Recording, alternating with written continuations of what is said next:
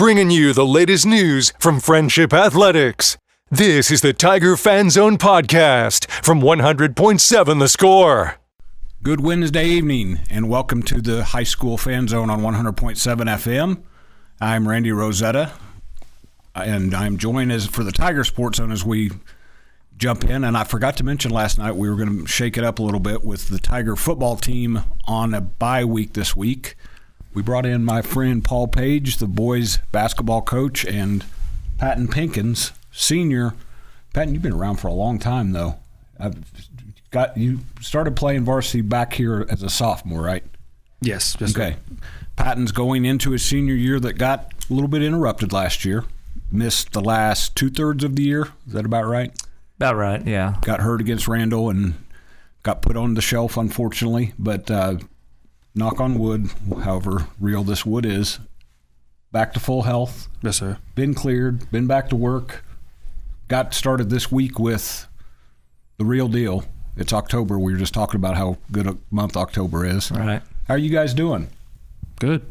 Doing great. We're excited. We're going to jump in and talk about basketball here in a little bit, but I do want to mention Friendship football team eked out a 35-34 win last week against Midland Christian. You guys have a knack for this at this time of year. Held off a 2-point conversion that would have won it for the other team. They did that last year against Lubbock Cooper. They improved to 4-1. I mentioned they're off this week. They open District 2-6A October 11th when Midland High comes to town, and I think that's going to be interesting right off the bat. You guys' district in football is just – they have to strap it up every week because you guys get too used to this in basketball too. Those teams like to beat the Friendship Tigers. Doesn't matter what sport it is. That blue and gold is like waving a red flag in front of a bull. You guys bring out the best in people.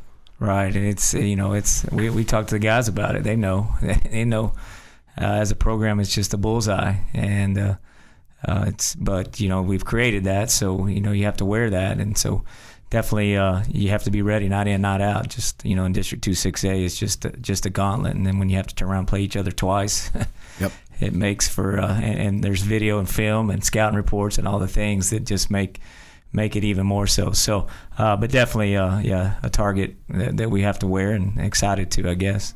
So I'll ask you this for the first time of probably like 17 as the season goes on. You're going into year 9? This will be year 11. 11? See, yeah. That'll maybe easier for me to remember. Double digits. I can kind of lock in on that. 6A. This is year 11 for 6A for Friendship. Right. So that was my first year. So you kind of match up with Friendship elevating to 6A. Correct. And get the resume out of the way. How many times have you guys won district? I guess now it's been 4 years, right? 4 in a row. Okay. Winning last year was our 4th in a row. So it was a tough road to hold, going into the starting 6A. But as soon as we started making the turn, getting over the hump, man, things have just been rolling for us, and so we've been able to embrace that success. You figured it out. And we're going to talk about that next step because you have a pretty big chess piece back here with Patton. Right. Patton, what was the official diagnosis that got you to miss last year? My patella, so they had to... Hold that up a little bit closer, make sure they can...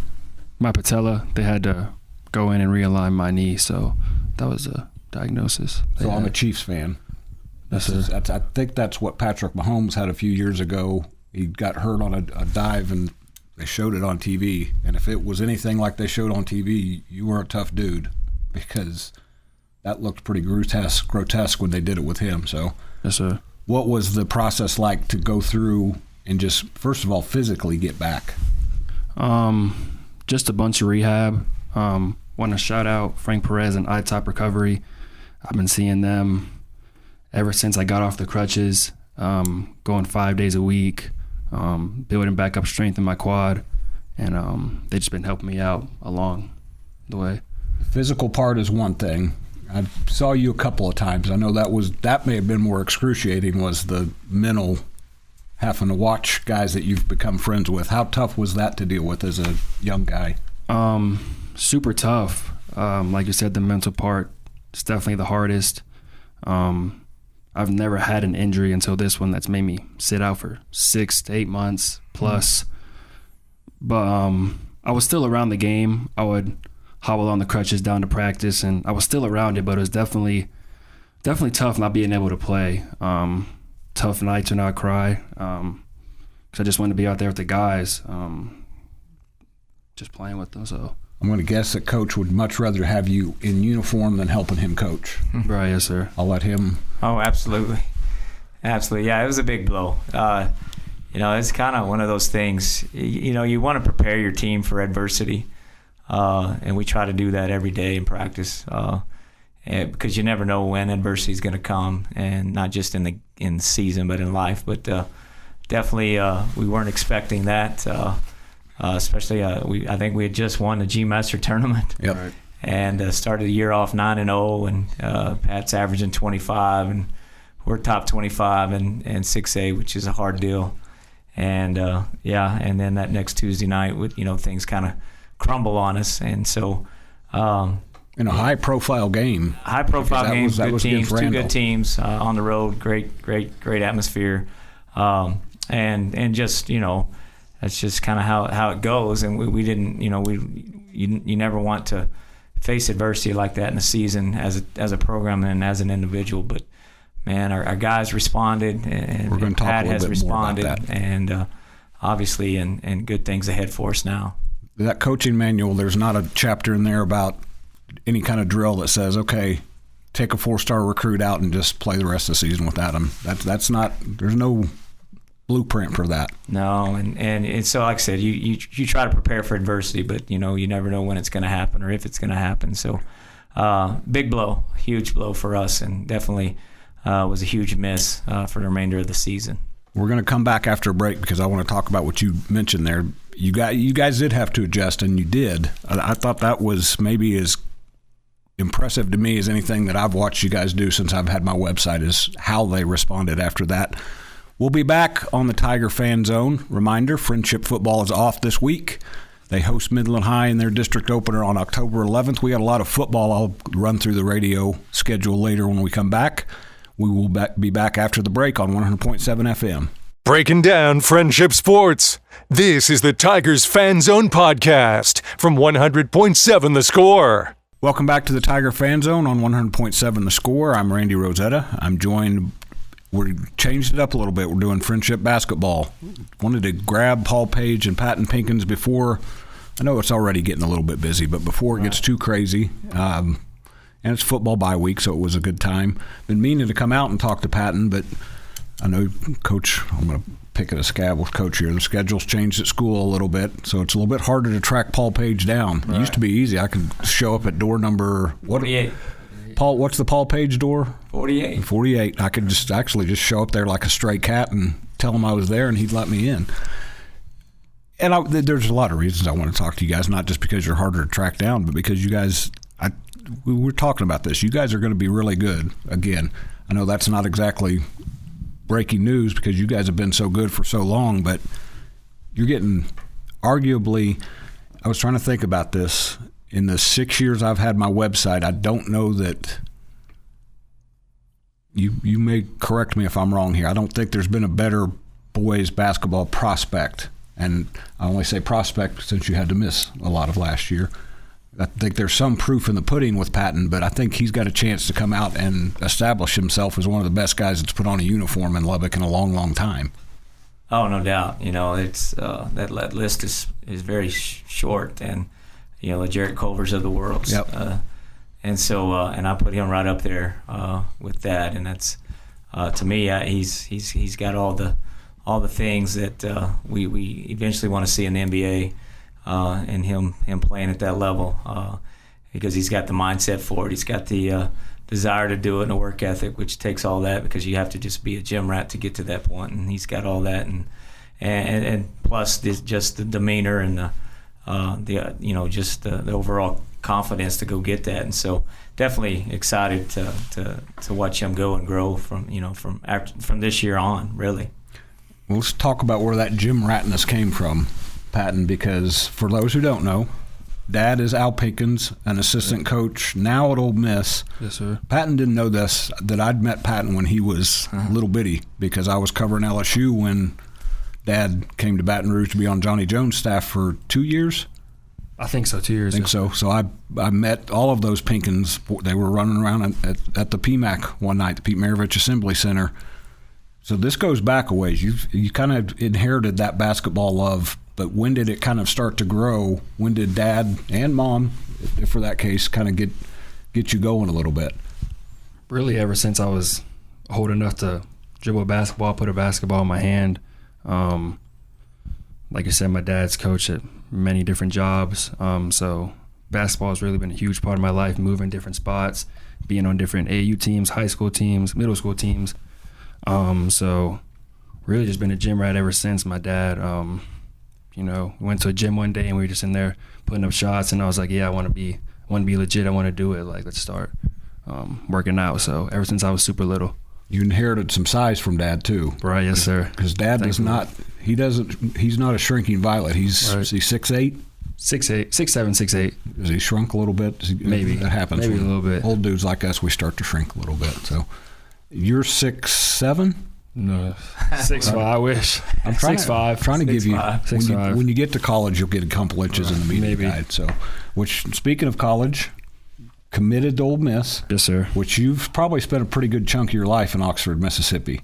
Yes. Well, because Dad was an assistant coach there for a good while with Andy Kennedy, correct? Right. For a year or two. I can't really remember a year or two. 2013, 2014 maybe. Okay. I was super little, but been around Oxford for a good bit. Yes, and he was there this summer. He did a tremendous amount of work there this summer, getting ready. Have you ever met Andy Kennedy, or do you remember him? I remember meeting him, but it was a long time ago. I haven't talked to him really since. So besides having a similar hairstyle to Coach, watching Andy Kennedy and Coach Page coach, there's a lot of similarities because I mentioned to you between breaks or before you guys came on that Maverick Allen was on here a couple weeks ago, and he said that Coach Page's practices are very energetic. Maverick's very diplomatic about how he says things. You're playing for a guy who's going to demand and get the most out of you every day in practice. Yes, sir. Yeah, we need that. Ever since I've been here my sophomore year, I flipped really switched. The school I was at in Florida before I moved here, the coach wasn't as intense as Coach Page. And you can tell that he loves it. He wants us to win.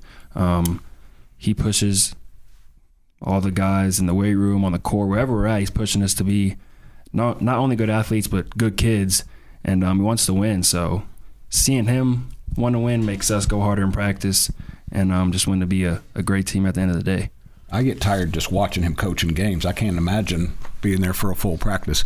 We'll talk more about what else the Tigers have coming back and the season they're coming off of when we come back on the Tigers Fan Zone on 100.7 The Score. Bringing you the latest news from Friendship Athletics. This is the Tiger Fan Zone podcast from 100.7 The Score.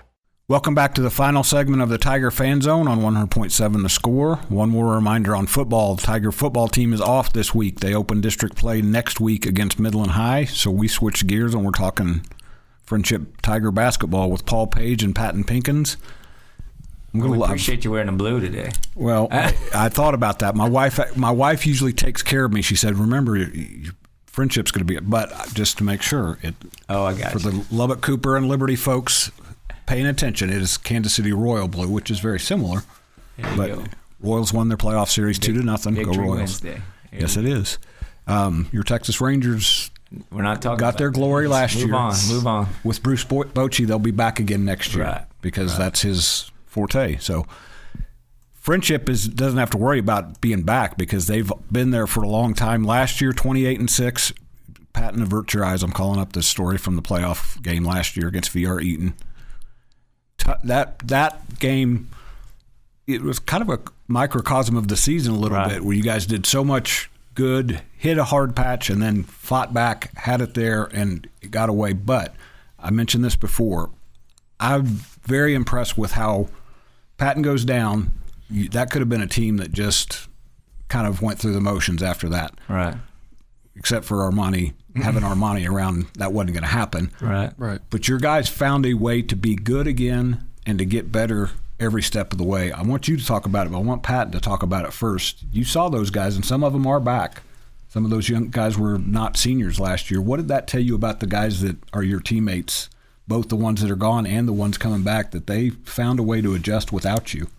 Yeah, that they're just dogs. I mean, I went down and a bunch of guys stepped up. Armani, Jakari, 2 key ones that stepped up.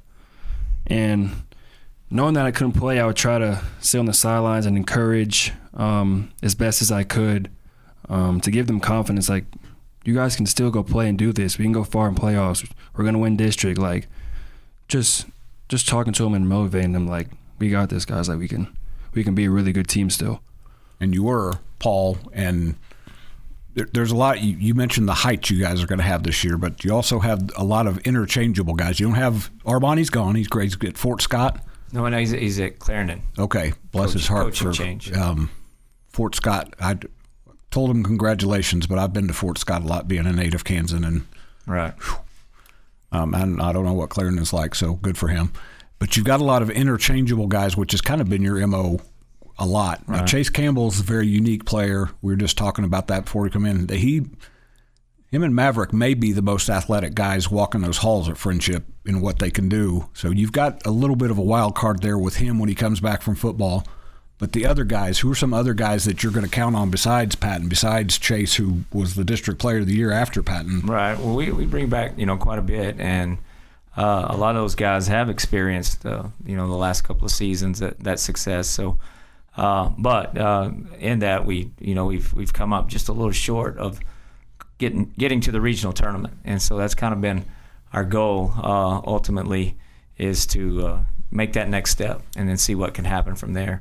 But bringing back, obviously, Daniel Gideon, kind of our anchor at the 5 spot there. But then we'll also have some more link with Keanthony Nellums, who's 6'7", and we've kind of stretched him out and playing the 4 spot. And then you mentioned Chase, and then Hayden Wilson played a lot last year at the point guard. So we'll have him, and then you mentioned Maverick, and then Holden. Holden's just what you see from Holden's what you get in everything he does. So we're definitely going to have that dimension there as well. So, and then we'll have some younger guys that definitely are going to be vying for positions and roles. And so, success breeds success, and so we hope to capitalize on what we've done, but not lean on what we've done, but go get what we want, and which is the next step. For us is to get. There's no more regional tournament. But we do want to get to that level next round and see what can happen and see how far we can get. And the goal is San Antonio. Yes, sir. Now, Patton, you were never a JV guy, were you? 8th grade, yes, sir. 8th grade, I was JV. The thing that impresses me about what you guys do is, and I've watched some of your practice before, Coach gets those JV guys to push you guys hard. Right. Like, if you aren't paying attention, you don't know who's JV and varsity at times, right, because they're so. What does that do for you guys, you older guys, you varsity guys, to know those JV guys, they want to take your jobs? Right. Yeah, it helps us in practice and to get ready for the games. They're kind of like our scout team too, so they push us every day in practice, and it makes us better overall as a team to have a good JV and to have a JV that's going to push us to make us better when it comes game time. There's never a shortage of basketball players at Friendship. I learned that very quickly, and that's why they've reloaded and reloaded and reloaded. This one may be a little bit different reload. I have a feeling that what Paul was talking about there, that they're going to find a way to break through. That is going to wrap us up on the Tiger Fan Zone. We'll be back after the break with the Pirate Fan Zone on 100.7 The Score.